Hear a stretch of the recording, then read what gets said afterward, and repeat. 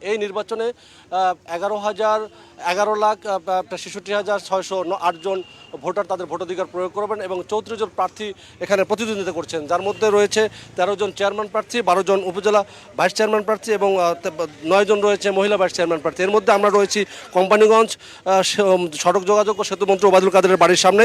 এখানে কোম্পানিগঞ্জের নির্বাচন শুরু হওয়ার পর থেকেই কিন্তু আমরা যে প্রতিদ্বন্দ্বী প্রার্থী রয়েছে 4 জন চেয়ারম্যান প্রার্থী এবং 2 জন মহিলা ভাইস চেয়ারম্যান এবং 2 জন ভাইস চেয়ারম্যান প্রার্থী এবং এখানকার একটি প্যানেল ছাড়া বাকি যে প্রার্থীরা রয়েছেন তারা কিন্তু ভোটের শুরু থেকেই কিন্তু শুরুর আগে থেকেই ব্যাপক অনিয়মের অভিযোগ এনে তারা কিন্তু হতাশা প্রকাশ করেছেন এবং তারা যে ভোট নিয়ে যে প্রত্যাশা করেছিল তাদের বক্তব্য সেই প্রত্যাশিত ভোট এখানে হচ্ছে না। এখানে তাদের অনেক প্রার্থীর অভিযোগ যে তাদের প্রার্থীদের কেন্দ্রে এজেন্ট ঢুকতে দিচ্ছে না এবং ভোটারদেরকে বাধা দেওয়া হচ্ছে। আগের রাত্রেও বোমাবাজি হয়েছে ব্যাপক জায়গায় বলে তাদের দাবি।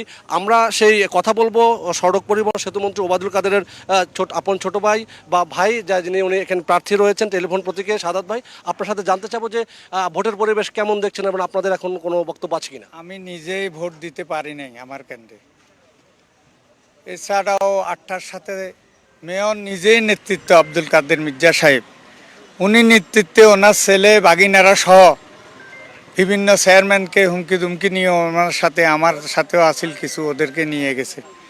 নিয়ে তারা আমাদের কর্মীদেরকে সকাল থেকেই এজেন্ট ওখানে যাওয়ার আগেই সব ছিঁড়ে ফেলে দিয়েছে। এমতো অবস্থায় আমরা কি ভোট করব? এখানে সব লোক বাইর করি, তারা 8টা 8:30টার মধ্যে সব ভোট সিলমারি কমপ্লিট করেছে আনারসের পক্ষে। মেয়র সাহেব সহ উনি নিজে একজন মেয়র, উনি নিজেই কেন্দ্রে কেন্দ্রে আমাদের লোকগুলার উঠাই দিয়ে ভোট মারার জন্য অর্ডার দিছে, নিজেও মারছে। প্রশাসনকে জানাচ্ছেন না এই বিষয়ে? জানাইছি, তারা কোনো আমাদেরকে গত রাত্রে সারা রাত এই এলাকার মানুষ ঘুমাইতে পারে নাই। বাড়িয়ে বাড়িয়ে দরজা জানালা যা আছে আমাদের সমর্থকদের সব ভাঙি ফেলছে, মারধর করছে। 9 নম্বর ওয়ার্ডের আমাদের এক লোককে আটক দিছে। হ্যাঁ, মানুষ ঘর থেকে বাইর হচ্ছে না। বর্তমানে এই অবস্থায় আমরা ভোটটা যেন বাতিল হয় এবং পুনঃ তফসিল হয়, এই ব্যাপারে আমরা মাননীয় প্রধানমন্ত্রী এবং নির্বাচন কমিশনার কাছে আমরা আবেদন জানাচ্ছি। ধন্যবাদ। শুনছিলেন উনি পুনঃতফসিলের দাবি জানিয়েছেন নানা অভিযোগের এনে। আমরা কথা বলবো আরেকজন চেয়ারম্যান প্রার্থী রয়েছেন মিজানুর রহমান বাদল, ওনার প্রতীক হচ্ছে দোয়াত কলম।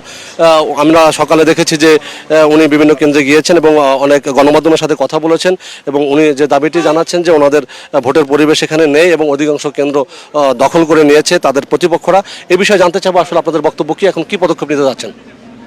আসলে ভোটের পরিবেশ এখানে ভোটের আগেও ছিল না।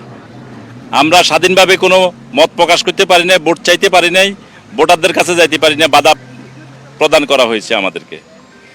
এই জন্য আমি রিটার্নিং অফিসারের কাছে কয়েকটা দরখাস্ত দিয়েছি, জেলা প্রশাসকের কাছে দরখাস্ত দিয়েছি পুলিশ সুপারের কাছে, কিন্তু এটার কোনো প্রতিকার পাইনি। আজকে সকালে আমার যারা এজেন্ট কেন্দ্রে গিয়েছে তাদের কাছ থেকে এজেন্ট ফর্মগুলো নিয়ে গেছে, ছিঁড়ে ফেলে দিছে, টেবিলগুলো ভেঙে ফেলছে, প্রত্যেককে আঘাত করছে শারীরিকভাবে। এখন ওপেন সিল মারছে তারা, এই অবস্থায় এই ভোট চলতে পারে না। আমি ইউনো সাহেবকে ওনার রুমে গিয়েছি, ইউনোকে জানিয়েছি। ইউনো আমাকে বলতেছে দেখতেছে।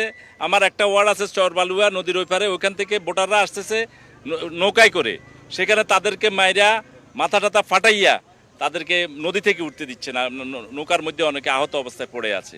এগুলো আমি ইউনো মহোদয়কে জানিয়েছি, ওসি সাহেবকে জানিয়েছি, ডিসি সাহেবকে মৌখিকভাবে জানিয়েছি টেলিফোনে, কিন্তু কোনো প্রতিকার পাচ্ছি না। কিছু কিছু কেন্দ্রে আমাদের কাছে অভিযোগ আসছে যে পুলিশ প্রশাসন আমাদের ভোটারদেরকে পিটাইতেছে।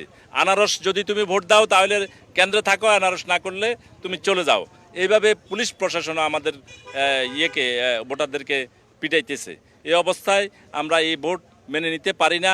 এটা ওবায়দুল কাদের সাহেব, বাংলাদেশ আওয়ামী লীগের সংগ্রামী সাধারণ সম্পাদক, 3 বারের সাধারণ সম্পাদক, বাংলাদেশের সফল মন্ত্রী, ওনার মান সম্মানে আঘাত করছে। আমরা মনে করি আমি মাননীয় মন্ত্রীর কাছে অনুরোধ করব, এই ভোট বাতিল করে নতুন নির্বাচন দেওয়া হোক। এই নির্বাচন বাতিল করে আবার নতুন করে নির্বাচন দেওয়া হোক, এটা আমি মাননীয় মন্ত্রী মহোদয়ের কাছে অনুরোধ করব। কারণ ওনার মান সম্মানের বিষয় জড়িত। উনি কিছুদিন আগে নির্বাচন করেছে, সুন্দর একটা নির্বাচন হয়েছে, কিন্তু আজকে ওনার উপজেলায় আজকে এই তাণ্ডব চলছে। সারা রাত মানুষ ঘুমাইতে পারে নাই, বোমা মেরেছে, মানুষকে আঘাত করেছে প্রত্যেকটা কেন্দ্রে। আমাদের প্রতিপক্ষের কোনো পোস্টার রাখে নাই, এখন কেন্দ্রের এজেন্টগুলোকে সবগুলোকে বাইর করে দিয়েছে। 8-10টা গাড়ি নিয়ে, অনুমোদনহীন গাড়ি নিয়ে, তাসিক মির্জার নেতৃত্বে অনেকগুলা গাড়ি নিয়ে মাস্তান, অস্ত্রধারী মাস্তানরা আজকে প্রত্যেকটা কেন্দ্রে তাণ্ডব চালাচ্ছে, রাহাতের নেতৃত্বে তাণ্ডব চালাচ্ছে। ধন্যবাদ। শুনছিলেন উনি যে অভিযোগগুলো করেছেন, এখন এই অভিযোগগুলো সম্পর্কে সংশ্লিষ্ট কর্তৃপক্ষ যারা রয়েছেন তাদেরকে লিখিতভাবে বা মৌখিকভাবেও জানানো হয়েছে। এখন প্রশ্ন হচ্ছে তারা নির্বাচন আসলে এই পরিবেশে কতটুকু কন্টিনিউ করা যাবে কি যাবে না, সংশ্লিষ্ট কর্তৃপক্ষ ভেবে দেখার আবেদন জানিয়েছেন। সেই সাথে তারা পুনঃ তফসিলের দাবি জানিয়েছেন এবং এসব অনিয়ম দুর্নীতি বা ভোটের যে বিভিন্ন অনিয়ম এনেছেন এগুলো বন্ধেরও তারা দাবি জানিয়েছেন। এই ছিল ফেনী নোয়াখালীর কোম্পানিগঞ্জ উপজেলার সেতু ও বা সড়ক পরিবহন মন্ত্রী ওবায়দুল কাদেরের বাড়ির সামনে থেকে আমার কাছে সবশেষ